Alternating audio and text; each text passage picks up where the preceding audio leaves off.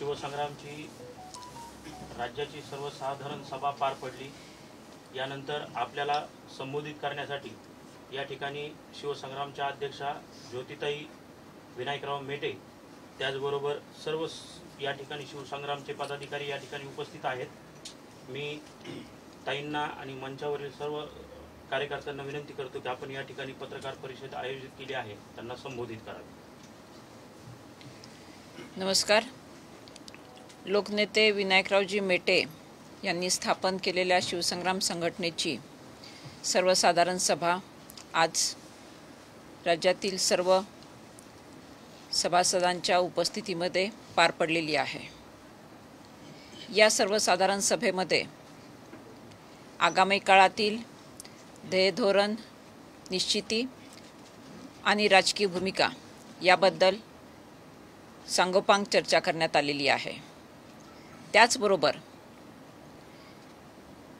समितीचा कालावधी संपलेला असल्यामुळे नवीन कार्यकारिणीची निवड देखील करण्यात आलेली आहे आणि या नवीन कार्यकारिणीच्या निवडीबरोबरच शिवसंग्रामचा स्थापनेपासूनचा जो जिव्हाळ्याचा विषय होता, छत्रपती शिवाजी महाराजांचे अरबी समुद्रातील स्मारक आणि मराठा समाजाचे आरक्षण या दोन्ही बाबींवर चर्चा करण्यात आलेली आहे आणि त्यावर शिवसंग्रामने लवकरच राज्यातील मुख्यमंत्री आणि उपमुख्यमंत्री यांची भेट घेऊन याबाबत पुढील कार्यवाही करण्याचं निश्चित करण्यात आलेलं आहे।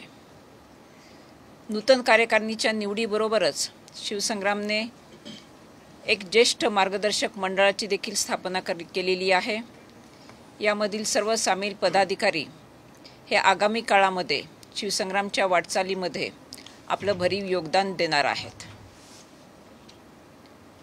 धन्यवाद।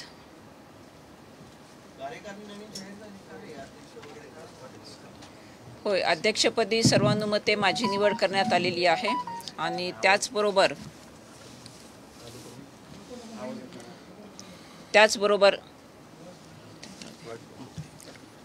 उपाध्यक्षपदी श्रीयुत प्रभाकर देवदासराव कोलंगडे आणि श्रीयुत सलीम पटेल या दोघांची निवड करण्यात आलेली आहे।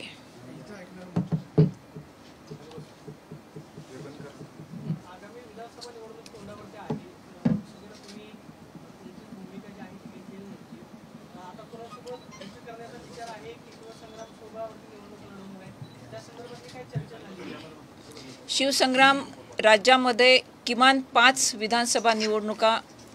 विधानसभांच्या जागा लढवणार आहे आणि याच जागांच्या अनुषंगाने त्याचबरोबर मी मगाशी आपल्याला संबोधित करत असताना ज्या 2 मुद्द्यांचा उल्लेख केला, छत्रपती शिवाजी महाराजांचं अरबी समुद्रातील स्मारक आणि कायद्याच्या कसोटीवर टिकणारं मराठा समाजाचं आरक्षण, या 2 बाबींसह ज्या पक्षांशी आमची युती होऊ शकते त्याची आम्ही चाचपणी करणार आहोत। सद्यस्थितीमध्ये दोन्ही घटकांकडून आम्हाला विचारणा होते आहे।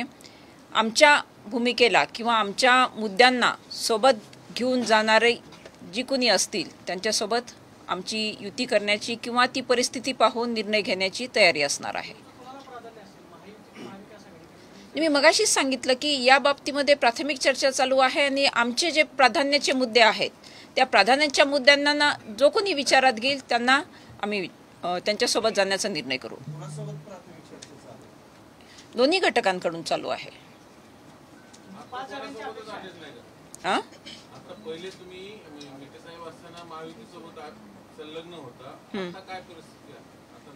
नाही, लोकसभेच्या वेळेसच हे जाहीर केलेलं होतं ना आम्ही कुणासोबत आहोत ते।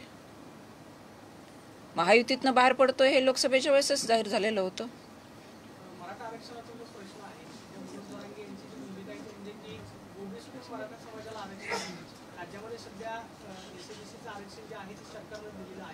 शिवसंग्रामची भूमिका काय आहे? ओबीसी मधून आरक्षण पाहिजे की वेगळं जे कोट्याचं आरक्षण दिलेलं आहे त्याला तुमची मान्यता? मुळामध्ये सातत्याने म्हणजे मेटे साहेब असतानापासून शिवसंग्रामची हीच भूमिका राहिलेली आहे की कायद्याच्या कसोटीवर टिकणारं आरक्षण पाहिजे आहे। आपण जर विचार केला तर मराठा समाजाला आरक्षण मिळालं पाहिजे ही मराठा समाजाची भूमिका रास्तच आहे। परंतु त्याचबरोबर ते आरक्षण टिकणारंही असावं हेही आपल्याला पाहिलं गेलं पाहिजे. म्हणून आमची तीच मागणी असणार आहे की कायद्याच्या कसोटीवर टिकणारं आरक्षण शासनाने द्यावं. तुम्हाला काय वाटतं एसएबीसीचं टिकू शकते की मग ओबीसीतून जे आरक्षण म्हणून जरांगे मागणी करतायत ते टिकू शकतं? नाही, आपल्या सगळ्यांनाच माहिती आहे आरक्षणाच्या बाबतीमध्ये इंदिरा साहनीचा जो निवाडा आहे आणि माननीय सर्वोच्च न्यायालयाने जो निकाल दिलेला आहे, म्हणजे यापूर्वी मराठा समाजाला जे आरक्षण मिळालेलं होतं त्या अनुषंगाने सर्वोच्च न्यायालयाचे जे ऑब्झर्वेशन्स आहेत ते सगळं विचारात घेता आम्हाला काय वाटतं यापेक्षा ज्यांना आरक्षण टिकवायचं आहे म्हणजे शासनाची ती संवैधानिक जबाबदारी आहे, त्यामुळे शासनाने ती जबाबदारी पार पाडावी. मनोज जरांगेंसोबत काय इच्छा करण्याचा विचार आहे का? कारण ते मराठा आरक्षणासाठी राज्यभर फिरतायत, अनेक नेते त्यांची भेट घेतात. त्यांनी असं सांगितलं की विधानसभेला आम्ही जागा ज्या आहेत त्या लढवणार आहोत. कदाचित मनोज जरांगे यांनी तुम्हाला युतीचा प्रस्ताव दिला किंवा तुमची काय भूमिका आहे का मराठा आरक्षणासाठी ते लढत आहेत, त्यामुळं जर दोघांची युती झाली तर राज्यामध्ये फरक पडेल? नाही, हा निर्णय परिस्थिती सापेक्ष असेल. आज तरी सध्या ते राजकीय चित्र कुठेही स्पष्ट होत नाहीये, त्यामुळे आम्ही परिस्थितीनुरूप निर्णय घेऊ. तुम्ही चर्चा कराल मनोज जरांगेशी? काय म्हणालात? मनोज जरांगेशी चर्चा कराल का? चर्चेसाठी सगळ्यांना म्हणजे ज्याला आपण म्हणू शकू की आम्ही उत्सुक असणार आहोत, कारण आम्हाला पुढे जायचं आहे. त्यामुळे ज्यांच्याकडनं ऑफर असेल त्यांच्याशी चर्चा करण्यासाठी काही प्रॉब्लेम नाही आहे. तुम्ही म्हणाले 5 विधानसभा लढणार, प्रामुख्याने कुठल्या विधानसभेत तुमचा म्हणजे अभ्यास झाला आहे आणि कुठे लढायची तयारी केली आहे? मुंबई, कोकण, विदर्भ आणि मराठवाडा ह्याच्यातल्या ह्या 5 जागा असतील. प्रत्येक विभागामध्ये एक जागा. होय.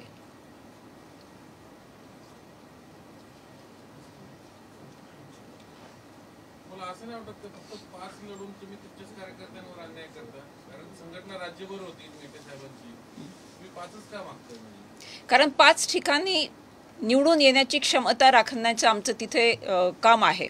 अन्य जिल्ह्यांमध्येही काम आहे, महाराष्ट्रभर संघटनेचं काम आहे, आपणा सगळ्यांना माहिती आहे. परंतु विधानसभा असेल किंवा लोकसभा असेल अथवा कुठलीही निवडणूक, तिथे विजयाचं गणित जमावं लागतं आणि ते विजयाचं गणित जमवण्याचा आत्मविश्वास आम्हाला या 5 ठिकाणी आहे. तुम्ही समजा महायुतीने त्या 5 जागा तुम्हाला दिल्या, तुम्ही महायुतीसोबत जाणार किंवा मवियाने दिल्या मग विषय नाही आहे. म्हणजे जागा तर ती आमची प्राथमिकता असेलच, पण त्याचबरोबर शिवसंग्रामच्या अजेंडावरचे जे विषय आहेत त्या विषयांना घेऊन जे पुढे जाऊ शकतील त्यांच्यासह जाण्याची आमची तयारी असेल. होय.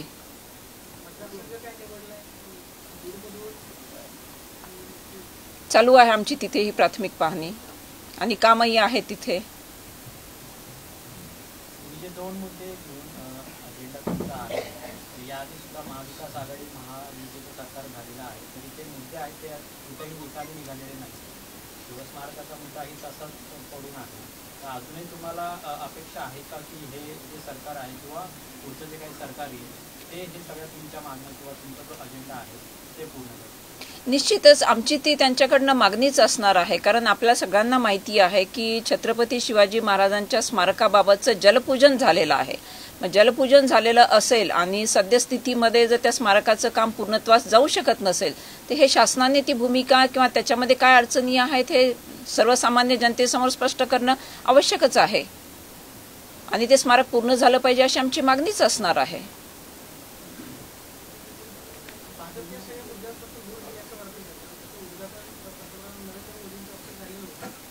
अजून कोणतंही सकारात्मक पाऊल जे आहे ते उचललं गेलं नाही. एवढी वर्ष झाली हा मुद्दा चर्चेला गेला, मात्र सकारात्मकरित्या काय होत नाही. याच मुद्द्यावरती तुम्ही माहितीची काय संदर्भात बोलणार आहात तर कदाचित तरी आश्वासन नाही दिलं तर मग माहितीपासून वेगळी भूमिका घेऊन तुम्ही तुमची वेगळी वाढणार.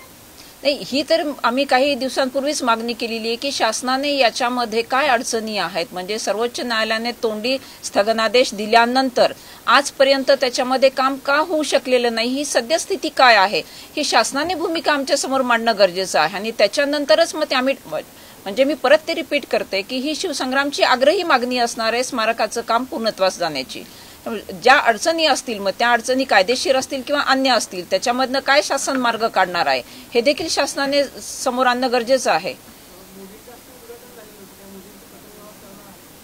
आम्ही राज्य शासनाकडे ही मागणी करतोय कारण राज्य शासनाच्या अखत्यारीतला हा विषय आहे, त्यामुळे आमची मागणी राज्य शासनाकडेच असणार आहे. राज्य सरकार मराठा आरक्षणावर सर्वपक्षीय बैठक बोलवा असं म्हणते, तुम्ही जाणार आहात का? तुमची काय भूमिका असणार आहे? सर्व पक्षीय बैठकीला जर शासनाने आमंत्रित केलं तर आम्ही निश्चितच जाऊ. आणि आमंत्रित केलं तर असं नाही, माझं तर असं म्हणणं असणार आहे की शासनाने शिवसंग्रामला बोलवलंच पाहिजे.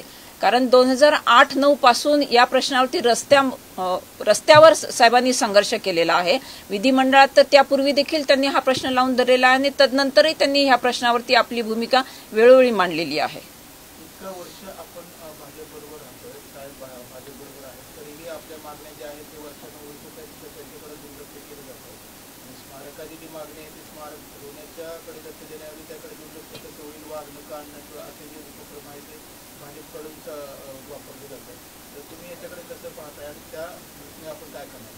नाही, निश्चितच एक भारतीय म्हणून, एक महाराष्ट्रातला जबाबदार नागरिक म्हणून याच्याबद्दल आणि संघटना पातळीवर आमची त्याबद्दल नाराजी आहेच आहे. कारण जगाच्या अस्मितेचं प्रतीक म्हणजे छत्रपती शिवाजी महाराज आहेत आणि त्यांचं स्मारक जलपूजन झाल्यानंतर पूर्ण होत नाही, ही खंत कुठल्याही सुज्ञ नागरिकाला सतावणारी आहे. राज्यामध्ये मराठा आरक्षणामुळे मराठा विरुद्ध ओबीसी असं संघर्ष निर्माण झालाय. त्याच्यामध्ये शिवसंग्रामची भूमिका काय असेल? कारण जी टोकाची मागणी केली जाते, दोन्ही समाज असं म्हणतात की मराठा आरक्षण त्याबरोबर ओबीसी आरक्षणाचं असं म्हणणं आहे की ओबीसी आरक्षण जे आहे ते हक्काचं आरक्षण राहत नाही. संघर्ष वाढणार नाही किंवा हा संघर्ष थांबला पाहिजे. सगळ्यांसाठी शिवसंग्राम नक्की काय भूमिका घेणार आहे, पुढची पावलं काय असणार? नाही, मुळामध्ये हा मुद्दा जातींचा किंवा समाजाचा नाहीच आहे. ओबीसी जेव्हा आपण म्हणतो किंवा मराठा म्हणतो, हा एक जातीवाचक किंवा असा समूहवाचक तो शब्दच नाही आहे. हा प्रत्येक व्यक्तीच्या मानसिकतेचा विषय आहे आणि या प्रश्नावरती लोकसभा निवडणुकीच्या नंतर आमचं सातत्याने आवाहन आहे की या प्रश्नावर कुठल्याही प्रकारे मन दुभंगणार नाहीत, याची सगळ्यांनी दक्षता घेतली पाहिजे. आणि आरक्षणाची मागणी करण्याचा जसा मराठा समाजाला अधिकार आहे तसाच तो ओबीसी समाजालाही अधिकार आहे, परंतु यात शासनाने एक समतोल किंवा समन्यायी भूमिका घेऊन पुढे येणं गरजेचं आहे. म्हणजे ओबीसीतूनच पाहिजे असं काही तुमचं जरांगेंसारखं हक्काचं वगैरे नाही? नाही, मुळामध्ये एक लक्षात घ्या आपण की शिवसंग्रामची देखील मागणी मेटे साहेब असताना त्यांनी ती ओबीसी मधूनच केलेली होती आणि आजही ती मागणी ओबीसी मधूनच आहे. पण आपण जर असं बघितलं की ज्यांना कुणबी प्रमाणपत्र आहेत त्यांचा ओबीसी मध्ये समावेश आज झालेला आहे, म्हणजे कुणबी ऑलरेडी ओबीसी मध्ये आहे, त्यामुळे तो विषयच येत नाही आहे तिथे. देश विदेशातील प्रत्येक घडामोडींचे लाईव्ह अपडेट मिळवण्यासाठी आता साम टीव्हीच्या सर्व सोशल मीडिया प्लॅटफॉर्मला लाईक, फॉलो आणि सबस्क्राईब करा.